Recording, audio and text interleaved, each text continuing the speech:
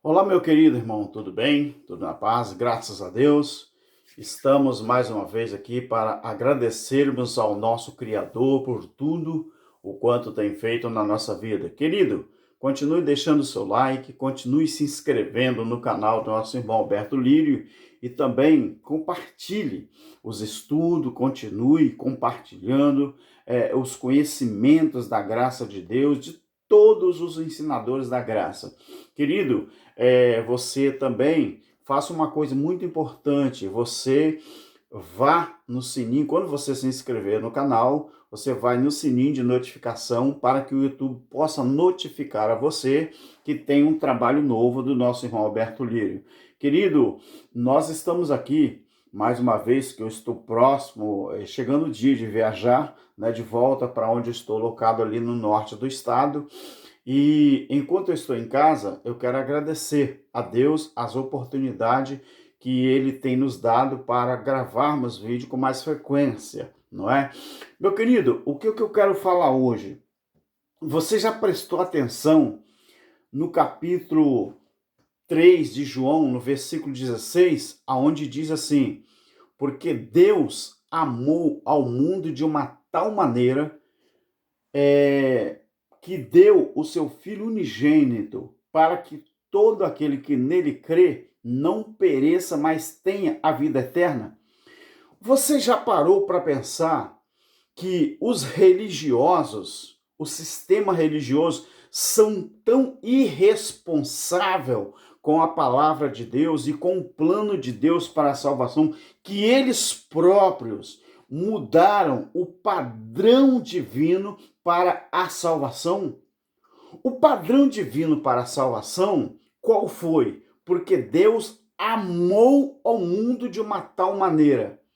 Deus amou tanto o mundo de uma tal, essa tal, três letrinhas que nenhum pregador, ensinador consegue, né, identificar a dimensão desse tal, que é tão grande amor que Deus deu o seu Filho unigênito, único, não é? Para que todo aquele que nele crê não pereça, mas tenha vida eterna. Você já parou para pensar que o padrão para a salvação dado por Deus é o amor que Deus sentiu pela humanidade e as pessoas só precisavam crer em Deus e no seu Filho amado Jesus? Os irresponsáveis dos religiosos, os líderes denominacionais, os líderes congregacionais, eles são tão irresponsáveis diante de Deus que eles dizem que prega a Deus, eles dizem que pregam a Bíblia, pregam a graça de Deus, mas eles não pararam para pensar, talvez, que eles mudaram o padrão divino para os seus próprios padrões. Se o principal, único padrão era que Deus, por ter amado o mundo de uma tal maneira, ele deu o seu filho para que morresse pela humanidade. Primeiro pelos judeus, depois pelos gentios, abrangeu o mundo inteiro. E depois vem em sequência que para que todo aquele que nele crê. Olha a irresponsabilidade dos religiosos. É por isso que eu vou continuar dizendo, vou continuar ensinando, para que as pessoas fujam das religiões, fujam do sistema religioso, fujam dessas congregações. Sabe por quê? Porque eles estão cometendo infração grave diante de Deus. Porque o homem que é dono de igreja, templos religiosos, eles mudaram o padrão da graça de Deus. Eles são tão irresponsáveis, meus queridos, que eles têm coragem de dizer que para se salvar é preciso pagar dízimo, para se salvar é preciso frequentar uma denominação, para se salvar é preciso frequentar uma religião, para se salvar é preciso, mas muito preciso, frequentar cultos, não é? Aqueles cultos padronizado, aquela, vamos dizer assim, aquela coisa, não é? Que eles montam, que eles padronizam, aquela homilia, não é? Que eles criaram para que as pessoas frequentem os seus templos religiosos. Então eles mudaram o padrão de Deus, eles mudaram o padrão de Jesus Cristo, eles mudaram o padrão da palavra. Hoje, quando você sai daqui de fora e entra lá para dentro, para o templo religioso, a primeira coisa que eles metem na sua cara é o quê?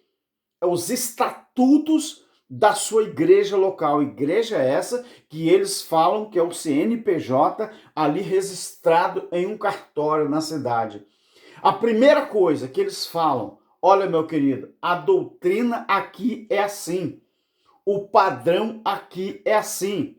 Se você não dizimar, você não tem oportunidade. Se você não dizimar, você não pode fazer parte desta igreja, assim que eles falam. Se você não dizimar, você não pode ser membro. É assim, é o padrão que eles inventaram para diminuir ou para anular a graça de Cristo. Meu querido, deixa eu te fazer uma pergunta. E o padrão divino, através dos séculos, que Deus planejou para a humanidade? O plano divino, através dos séculos, é que um dia, Gênesis 3:15, da semente da mulher, vai nascer um que vai esmagar a cabeça da serpente. O que era a serpente? Era uma figura da mente humana, era uma figura dos padrões humanos, era uma figura da carne humana, era uma figura de tudo aquilo maligno que o homem produz. Então, os religiosos, eles são malignos, eles são corruptos, eles são diabólicos, eles são tão ferozes contra Deus que eles criaram o seu próprio padrão para a salvação. A Bíblia diz, meus queridos, porque Hebreus nos ensina isso. Hebreus foi escrito para nos ensinar a transição da velha aliança para a nova aliança. Quando você começa a estudar Hebreus, você já começa no capítulo 1 falando assim: havendo Deus antigamente falado aos pais pelos profetas, a nós, claro que esse nós é a primeira pessoa do plural, que o escritor aos Hebreus está falando deles. Mas, como a salvação também abrangeu aos gentios, então eu posso me incluir. A nós foi dado nos últimos dias através do Filho. Você acha mesmo que a religião acredita no padrão de Deus para a humanidade? Você acha que a religião acredita mesmo nesse amor que Deus, ele despertou em Deus pela humanidade? Não, querido. Os homens, os religiosos, os irresponsáveis, os líderes religiosos, eles criaram o padrão deles para a salvação, para anular a graça de Cristo na sua vida. Aí você fica igual escravo aos pés desses homens, aos pés da religião. Você fica igual alguém que está robotizado, pensando que seguindo uma religião, seguindo uma denominação, é que você está certo. Aonde que está escrito isso na Bíblia, querido? Eu tenho certeza absoluta que se você for procurar na Bíblia, em algum lugar da Bíblia, em algum lugar, uma palavra para apoiar essa ideia que você tem de que você precisa frequentar, pertencer a uma denominação para se salvar, você não vai encontrar. Por que não vai encontrar? Porque não existe, querido, padrão para a salvação. Primeiro, Jesus falou lá em João 17. Ele falou assim, alguém perguntou a ele o que era a vida eterna. Ele falou assim, a vida eterna é esta, que creia no Deus Criador dos céus e da terra e no seu Filho amado, Jesus. Esse é o padrão para a salvação. Outra coisa, meu querido, a Bíblia diz, no livro de Hebreus, você pode olhar o capítulo 8, 9, 10, e ali fala que Cristo, com aquele sacrifício na cruz, ele ofereceu aquele sacrifício uma vez só. Foi uma vez por todas. Foi uma vez. A religião faz o quê? A religião, ela ensina que o sacrifício de Cristo foi imperfeito. Para os religiosos, perfeito é o padrão de salvação que eles te oferecem.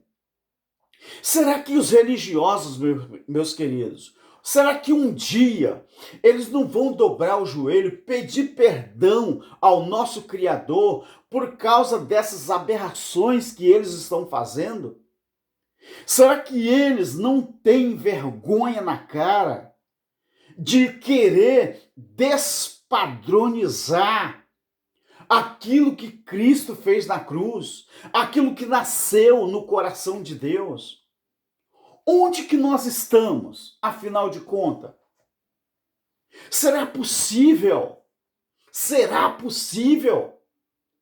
que a humanidade não percebe ou ainda não perceberam que os padrões de salvação da religião é uma blasfêmia contra o próprio Criador, é uma blasfêmia contra o Filho de Deus que morreu na cruz, primeiro pelos judeus, depois pela humanidade inteira? Será que eles não acreditam? Olha o que diz a Bíblia, meu querido, no que diz respeito aos padrões divinos que Deus estabeleceu para que a humanidade pudesse salvar a sua mente. Não é o corpo físico que é salvo. O corpo físico ele vai perecer na terra quando o dia chegar, quando a nossa existência terrena terminar. O que Deus salva no ser humano é isso aqui, ó. E qual foi o padrão que Deus usou? Jesus Cristo na cruz do Calvário, quando ele bradou aquela voz na cruz, e ele disse, Pai, nas tuas mãos entrego o meu espírito. Por quê? Quem ia voltar para Deus ali não era o corpo físico do Jesus de Nazaré. Ele diz, Pai, nas tuas mãos eu entrego o meu espírito. Ou seja, esse corpo físico vai morrer, vai perecer, mas o meu espírito vai voltar. E ele, quando disse, está consumado, uma palavra grega, tetelestai, que quer dizer está consumado, está feito, está cumprido. O véu do templo, aquele véu do templo lá, que Herodes levou 46 anos para construir, mesmo nos dias de Jesus, ainda não estava concluído. Aquele véu do templo que tinha 10 centímetros de espessura, de tão lindo, valioso que era, ele rasgou de cima embaixo. O que representava aquele véu ali, meu querido? Aquele véu, ele representava a parede de separação entre o lugar santo e o lugar santíssimo. Ou seja, aquilo que a religião bloqueava com a morte de Cristo na cruz do Calvário, aquele véu, a parede da separação. O que era a parede da separação? O que representa a parede da separação na sua vida hoje? É justamente o sistema religioso.